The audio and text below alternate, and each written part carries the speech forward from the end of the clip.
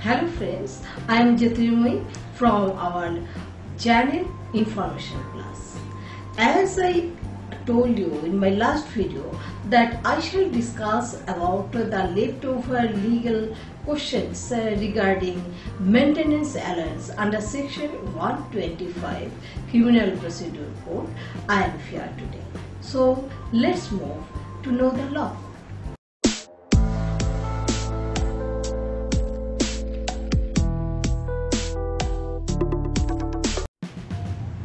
दोस्तों, under section 125 criminal procedure code में जब wife, children and old parents maintenance या रखरखाव क्लेम करते हैं, तब अदालत दोनों पक्षों की पूरी छानबीन यानी कि status, burden, economic condition, health, age आदि चीजों को ध्यान में रखते हुए क्वांटम ऑफ मेंटेनेंस अलाउंस मतलब रख रखाव की परिमाण निर्धारित करती है। याद रखिए, ये जो मंथली मेंटेनेंस अलाउंस है वो अदालत कोई hard and fast rule follow करके निर्धारित नहीं करती।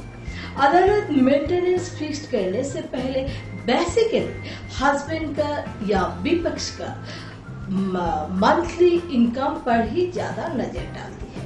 साथ साथ उनका ऊपर और भी कोई डिपेंडेंट है तो, जैसे कि अगर वाइफ मेंटेनेंस क्लेम करती है तो हस्बैंड का children, old parents, minor brother and sister या ग्रैंडफादर, ग्रैंडमदर आदि आदि के अगर जिम्मेदारी है तो वो सारी जिम्मेदारी को निभाने के लिए एक प्रोपोर्शनेट यानी कि अनुपात हिसाब निकाली जाती है और उस हिसाब से और उनका स्टेटस या जो लाइफ स्टाइल है उसको ध्यान में रखते हुए अदालत जो मुनासिब समझती है उसी हिसाब से ही मेंटेनेंस या रखरखाव निर्धारित की जाती है। तो दोस्तों, ये तो क्लियर हो गई कि इस धारा में हस्बैंड का स्टेटस का अनुसार ही गुजारा के लिए आवश्यक रखरखाव निर्धारित होती है। इससे ज्यादा कोई लग्जरियस लाइफ लीड करने के लिए इस धारा में कोई मेंटेनेंस अलाउंस दी नहीं जाती। लेकिन एक बात याद रखिए दोस्तों, अदालत इस धारा में जो मेंटेनेंस अलाउंस निर्धारित करती है वो सेक्शन 127 क्रिमिनल प्रोसीड्यूर कोड के अंदर परिवर्तित परिस्थिति के अनुसार बदल भी सकती है।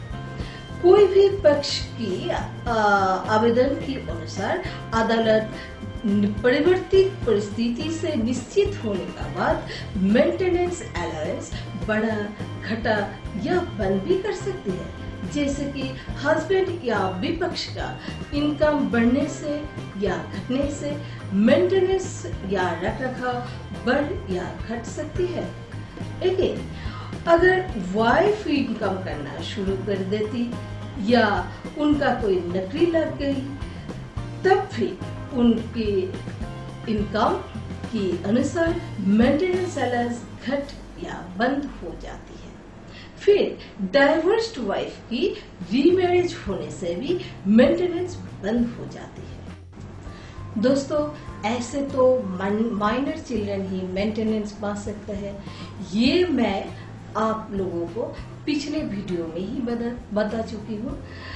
लेकिन अगर कोई मेजर सन या डॉटर शारीरिक या मानसिक रूप से विकलांग है तब मेजर होने का बावजूद भी मेंटेनेंस अलाउंस पाने का अधिकारी होते हैं। फिर कोई माइनर मैरिड डॉटर जिनकी हस्बैंड का कोई इनकम नहीं है, तब वो मैरिड होने का बावजूद भी फादर से मेंटेनेंस क्लेम कर सकती है।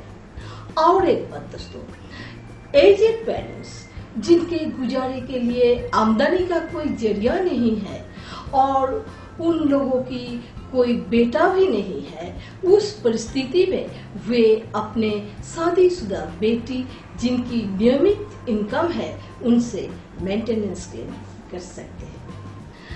याद रखिए, इस तरह में वैध और अवैध यानी कि लेजिटिमेट एंड इलेजिटिमेट दोनों ही संतानें मेंटेनेंस पाने की हकदार है। आज फिर दोस्तों इतना ही। तो दोस्तों, हमारे ये वीडियो देखने के बाद अगर आपको अच्छे लगे तो लाइक, शेयर एंड कमेंट जरूर कीजिए। और सबसे इम्पोर्टेंट बात है कि आप अभी तक अगर सब्सक्राइब नहीं किए हो तो सब्सक्राइब करना ना भूलें, जबकि सब्सक्राइब करने से कोई चार्ज नहीं लगने वाली। हमारे हर वीडियो आप तक समय समय पहुंच जाने के लिए सब्सक्राइब करना बहुत जरूरी है। आप अपना समस्याएं या कोई प्रश्न हमारे ईमेल एड्रेस या वीडियो शूट के माध्यम से भी भेज सकते हैं। हमारे ईमेल एड्रेस princekaj09@gmail.com। तो आज फिर विदा लेती हूँ, फिर मिलूंगी। To the love.